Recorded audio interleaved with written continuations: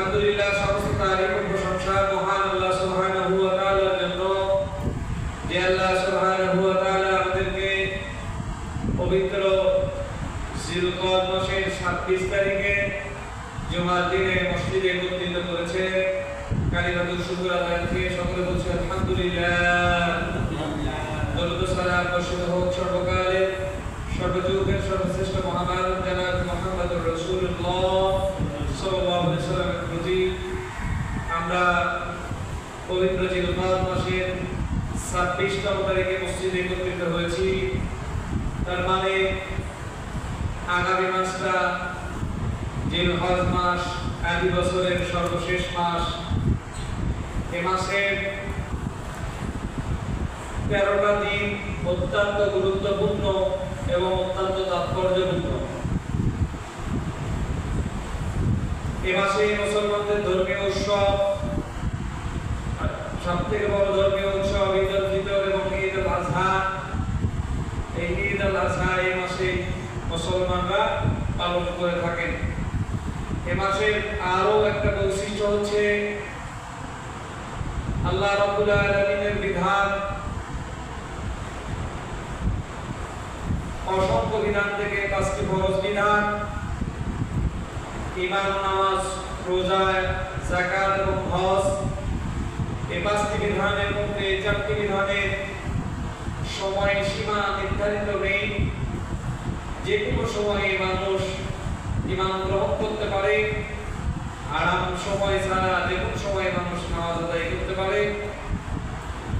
রমজানে ফরজ রোজা ছাড়াও আরাম 5 দিন বাদ দিয়ে মানুষ যে কোনো সময় রোজা পালন করতে পারে। কিন্তু টাকা থাকলেই, ইচ্ছা থাকলেই, সামর্থ্য থাকলেই মানুষ যে কোনো সময় হজ করতে পারে না।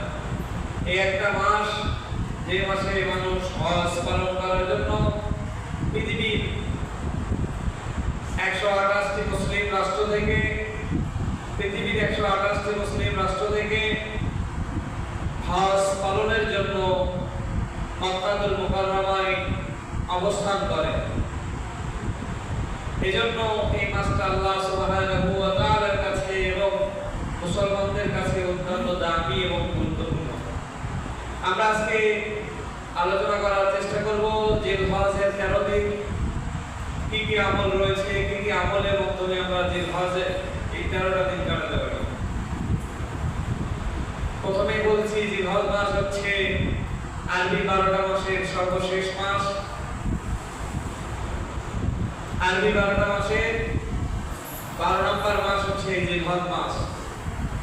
এই মাস আল্লাহ রাব্বুল আলামিনের কাছে অনেক কারণে প্রিয়। তার মধ্যে হচ্ছে 365 দিনের সবথেকে শ্রেষ্ঠ দিন ইয়াউমুল আরাফা, যেদিন হাজী সাহেবরা আরাফার মধ্যে অবস্থান করে, এই দিনটা শ্রেষ্ঠ দিন। এদিনে আল্লাহ সুবহানাহু ওয়া তাআলা তার অসংখ্য অগণিত বান্দাদেরকে মাফ করে দেন, ক্ষমা করে দেন। সুবহানাল্লাহ।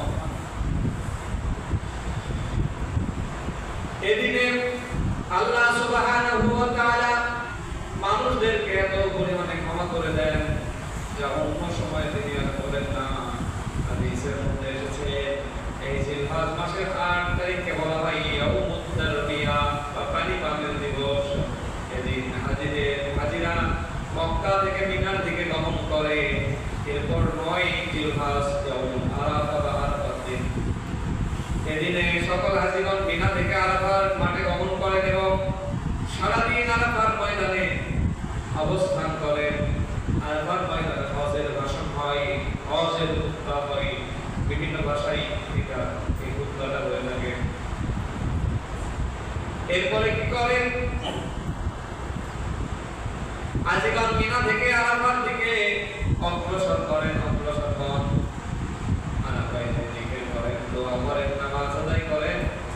রাত্রিবেলা তারা 9 জিলহজ রাত্রিবেলা তারা মুজদালিফার দিকে যান। মুজদালিফায় আল্লাহ রাব্বুল আলামিনের জিকির রত হন। এরপরের দিন 10 জিলহজ কুরবানির দিন তারা মিনায় কঙ্কর নিক্ষেপ করেন। হাজিরা হজ করার পরে, উমরা করার পরে নিজেদের মাথার চুলগুলো, পুরুষদের নিজেদের মাথার পরিপূর্ণ চুলগুলো কেটে ফেলতে হয়। আর যারা মহিলা তারা চুলের অংশ বিশেষ চুলের আগে থেকে কিছু অংশ কেটে ফেলতে হয়। তো এখানে যে তার কম্পন নিক্ষেপ করেন, মাথার চুলগুলো কেটে ফেলেন, আর মিনায় যে পশু জবাই করেন, পশু কুরবানি করেন, এরপরে তাওয়াফ সাই বা হজের অন্যান্য আহকাম পালন করেন, বিদায় তাওয়াফ করেন, এরপরে মিনায় অবস্থান করেন। এজন্য করে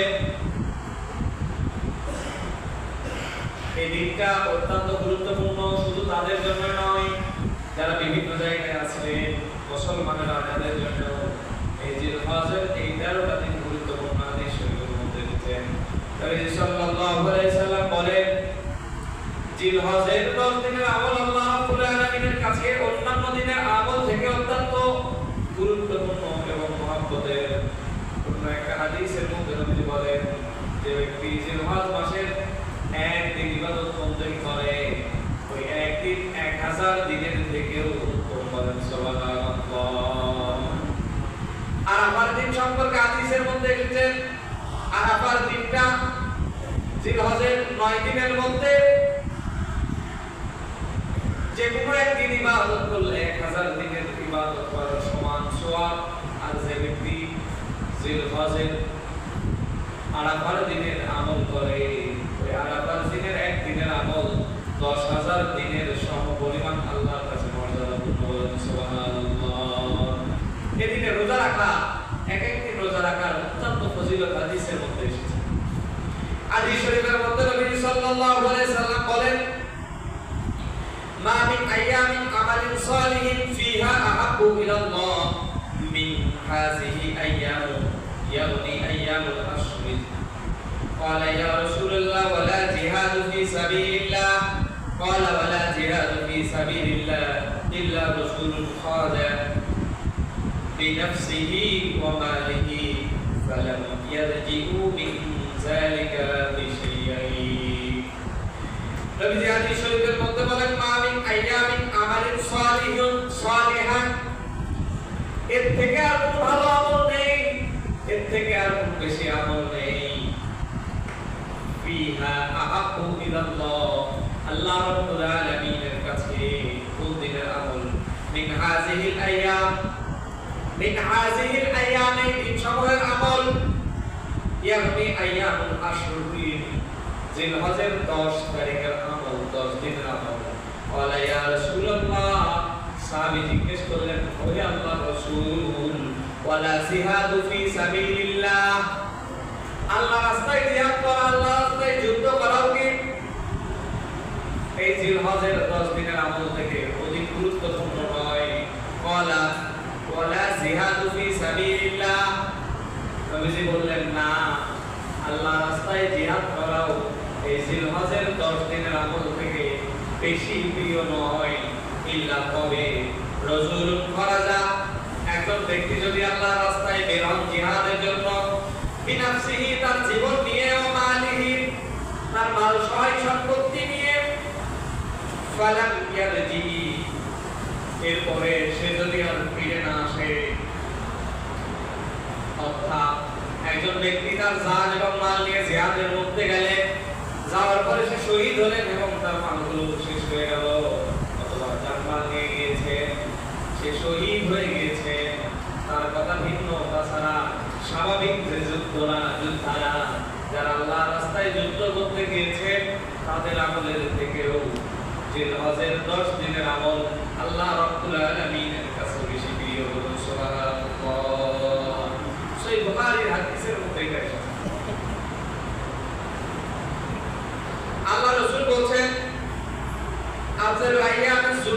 আফজালু আইয়ামিদ দুনিয়া আশরুহু, ইয়ানি আশরু জিলহজ, দুনিয়ার সবথেকে বেশি ফজিলতের দিন হলো জিলহজ মাসের প্রথম 10 দিন। এই 10 দিন হচ্ছে দুনিয়ার সবথেকে ফজিলতপূর্ণ দিন সমূহের একদিন। একটা দুর্বল হাদিসের মধ্যে, সহিহ হাদিসের মধ্যে এসেছে, যে ব্যক্তি এই 10 দিনে প্রতিদিন রোজা রাখবে এবং প্রতি রাত্রিতে ইবাদত বন্দেগী করবে, তাহলে প্রত্যেক রাতে ইবাদত বন্দেগী কিয়ামুল লাইল তার লাইলাতুল কদর বা শবে কদরের সমপরিমাণ হবে। বলুন সুবহানাল্লাহ। অন্য একটি হাদিসের মধ্যে নবী সাল্লাল্লাহু বাইহাকীর মধ্যে হাদিসটি বর্ণনা করেন, নবী বলছেন জিলহজের প্রথম 10 দিনে যদি কোনো ব্যক্তি 1 টাকা আল্লাহর রাস্তায় দান করে তাহলে 700 গুণ আল্লাহ রাব্বুল আলামিন তাকে সওয়াব দান করবে। বলুন সুবহানাল্লাহ। যে কোনো একটা ভালো আমল জিলহজের এই 10 দিনের মধ্যে করলে 700 গুণ আল্লাহ রাব্বুল আলামিন সওয়াব দেবেন। এই দিনগুলোতে আল্লাহ রাসূল সাল্লাল্লাহু আলাইহি সাল্লাম নির্দেশ দিয়েছেন যে এই দিনগুলোতে মা মিন আইয়ামি আযামু ইনদাল্লাহি ওয়া লা আহাব্বা ইলাল্লাহ আমালান ফীহা মিন আইয়ামিল আশরি ফাআকথিরু ফীহা মিনাত তাসবীহি ওয়া তাহমীদি ওয়া তাহলিলি ওয়া তাকবীর। নবী সাল্লাল্লাহু আলাইহি সাল্লাম বলেন জিলহজ মাসের প্রথম 10 দিনে আল্লাহ রাব্বুল আলামিনের কাছে এর থেকে অধিক মর্যাদাময় আর কোনো দিন নেই এবং নেক আমল করার জন্য এর থেকে বেশি প্রিয় দিন আর নেই। অতএব তোমরা এই দিনগুলোতে বেশি বেশি তাসবিহ করো, তাকবীর করো, তাহলিল করো আর তাকবীর আদায় করো। এবং তাহলিল, তাকবীর, তাহমিদ কি? তাসবিহ হচ্ছে সুবহানাল্লাহ, সুবহানাল্লাহ এর বলা হয় তাসবিহ। তাহমিদ হচ্ছে মানে প্রশংসা, আলহামদুলিল্লাহ, এটাকে বলা হয় তাহমিদ। তাহলিল হচ্ছে লা ইলাহা ইল্লাল্লাহ, লা ইলাহা ইল্লাল্লাহ, এটা হচ্ছে তাহলিল। আর তাকবীর হচ্ছে আল্লাহু আকবার, আল্লাহু আকবার, আল্লাহু আকবার, এটা হচ্ছে তাকবীর। নবী সাল্লাল্লাহু আলাইহি সাল্লামের 4টা কাজ হচ্ছে সুবহানাল্লাহ, আলহামদুলিল্লাহ, লা ইলাহা ইল্লাল্লাহ, আল্লাহু আকবার। এই কাজগুলো করার জন্য নবী সাল্লাল্লাহু আলাইহি সাল্লাম আমাদেরকে নির্দেশ দিয়েছেন। আর নবী বলেন সিয়ামু ইয়াউমুল আরাফাতি আহতাসিবু আলা আল্লাহি আন ইউকাফফিরা সানাতাল্লাযী ক্বাবলাহু ওয়া সানাতাল্লাযী বা'দাহু। যে ব্যক্তি ইয়াউমুল আরাফার দিনে একটা দিন রোজা রাখে আল্লাহ রাব্বুল আলামিন তার পূর্বের 1 বছরের এবং আগামী 1 বছরের গুনাহ খাতা, তার জিন্দেগীর গুনাহ খাতা আল্লাহ মাফ করবেন। বলেন সুবহানাল্লাহ। এত ফজিলত আরাফার দিনের রোজা। রমজানের রোজার পরে যত রোজা আছে এই রোজার মধ্যে আরাফার দিনের রোজা এবং মুহররমের 10 তারিখের রোজার ফজিলত আল্লাহ সুবহানাহু ওয়া তাআলার কাছে সবথেকে বেশি দামি এবং গুরুত্বপূর্ণ।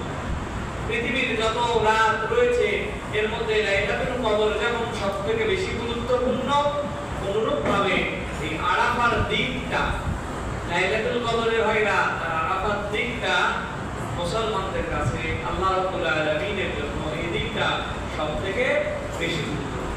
লাইলাতুল কদর আমরা জানি না কবে হয়, নির্দিষ্ট কোনো তারিখ নেই, যে কোনো দিন হয়ে যেতে পারে। আর আরাফার দিন আমাদের জানা। হাদিসে আমরা যেদিন আরাফার ময়দানে অবস্থান করেন 9 জিলহজ, এই দিনটাই আরাফার দিন। আমাদের দেশে আরাফার দিন নিয়ে 2টা মতামত। একদল উলামায়ে কেরাম বলছেন আরাফার দিন আমাদের দেশে যেদিন 9 তারিখ, আর একদল বলছেন না আমাদের দেশে যেদিন 8 তারিখ ওই দিন তো হাজিরা আরাফা করে। তো অন্যান্য দিন আর এই দিনের পার্থক্য হলো যেহেতু অন্যান্য সবকিছু চাঁদ দেখার উপর নির্ভরশীল, কিন্তু আরাফার দিন পুরো পৃথিবীতে আরাফা এক জায়গায় হয়। কি বলেন? কুরবানি 128টা মুসলিম রাষ্ট্র আছে, কম বেশি হলে সব জায়গায় কুরবানি হয়। নামাজ 128টা মুসলিম রাষ্ট্রের মানুষ নামাজ পড়ে বিভিন্ন সময়, রোজা তারাও করে, কিন্তু আরাফা কয় জায়গায় হয়? এক জায়গায় হয়। হজ এক জায়গায় হয়, মিনা একটাই, মুজদালিফা একটাই, মসজিদে নববী নবী সাল্লাল্লাহু আলাইহি সাল্লামের রওজা মুবারক ওখানেই যেতে হয়। এজন্য অনেক ওলামা ইকরাম বলছেন যে ওই দেশের যেদিন 9 তারিখ ওই দিনই আরাফার দিন, অর্থাৎ আমাদের 8 তারিখ। সবথেকে ভালো বুদ্ধিমানের কাজ হচ্ছে 8 এবং 9 দুই দিনের রোজা রাখা। আর যাদের সামর্থ্য আছে, যাদের সুযোগ আছে, যারা নফল ইবাদত বন্দেগী করতে চান বাড়িতেও বলবেন, কারণ মহিলারা আপনাদের পুরুষের থেকে, আমাদের পুরুষদের থেকে রোজা রাখায় বেশি করবে। জোহরের নামাজ 1টার নামাজ 3টায় পড়ে, 3:30টায় পড়ে, সমস্যা নেই, মনে করে না। কিন্তু রোজা খালি যদি একটা শুনে যে অমুক দিন রোজা রাখা যায়, মহিলারা দেখবেন অধিকাংশ মহিলা রোজা রাখে, কি বলে রোজা রাখায় না খেয়ে থাকায় মুক্ত। এজন্য মহিলাদেরকে বলবেন যাদের সামর্থ্য আছে এই 9 দিন রোজা রাখা, আর যাদের সামর্থ্য নেই অন্তত একদিন হলেও রোজা রাখা, তাহলে এই সুযোগটা পাওয়া যায়। আরেকটা কাজ আছে জিহাদের নির্দেশ। নবী সাল্লাল্লাহু আলাইহি সাল্লাম আল্লাহ রাব্বুল আলামিনের নির্দেশ বলেন। কি নির্দেশ? আল্লাহ রাব্বুল আলামিন বলেন রাব্বুকা ফাকাব্বির, আমি আল্লাহ রাব্বুল আলামিনের জন্য তোমরা তাকবীর দাও। এটা হলো 9 তারিখ ফজর থেকে 13 তারিখ আসর পর্যন্ত সর্বমোট 23 ওয়াক্ত নামাজে ফরজ নামাজের সালাম ফিরানোর পরে একটা তাকবীর আছে, আল্লাহু আকবার লা ইলাহা ইল্লাল্লাহু আল্লাহু আকবার লিল্লাহিল হামদ। এই তাকবীরটা করতে হয় 9 তারিখ ফজর থেকে 13 তারিখ আসর পর্যন্ত। কুরবানি করা যেমন ওয়াজিব, একটা ওয়াজিব, আর এই 23 ওয়াক্ত নামাজে এই 23টা ওয়াজিব। এটা আপনি যদি বাসায় নামাজ পড়েন বাসায় পড়তে হবে, আপনি যদি মসজিদে পড়েন মসজিদে পড়তে হবে। মহিলারা বাসায় নামাজ পড়বে, মহিলারাও তাকবীর করবে। আপনি মনে করেন মনের ভুলে জহরের নামাজ পড়ছেন কিন্তু ওই তাকবীরটা পড়েননি, যখন মনে হবে ওই তাকবীরটা আপনাকে পড়তে হবে। সর্বনিম্ন 23 বার এই তাকবীরটা আপনাকে পড়তে হবে 23 ওয়াক্ত নামাজের পরে। একবার পড়া সুন্নাত ওয়াজিব, আর 3 বার পড়া মুস্তাহাব ফরজ নামাজের পরে। সমস্যাও করতে পারেন, একাও করতে পারেন, যেভাবেই পড়েন। কোন নামাজ যদি কাজা হয়ে যায় এই 23 ওয়াক্তের মধ্যে, যখন ওই কাজা নামাজটা উঠাবেন, ওই কাজা নামাজটা পড়বেন, তখন ওই কাজা নামাজের পাশাপাশি কাজা নামাজের সালাম যখন ফিরাবেন, সালাম ফিরানো শেষ ওই ওয়াজিব তাকবীরটা আপনাকে দিতে হবে। যদি না দেন তাহলে গুনাহ হবে। মহিলাদের ক্ষেত্রেও পুরুষদের ক্ষেত্রে প্রত্যেকের ক্ষেত্রে তাকবীরটা দিবেন, আপনারা প্রত্যেকে তাকবীরটা দিবেন। আর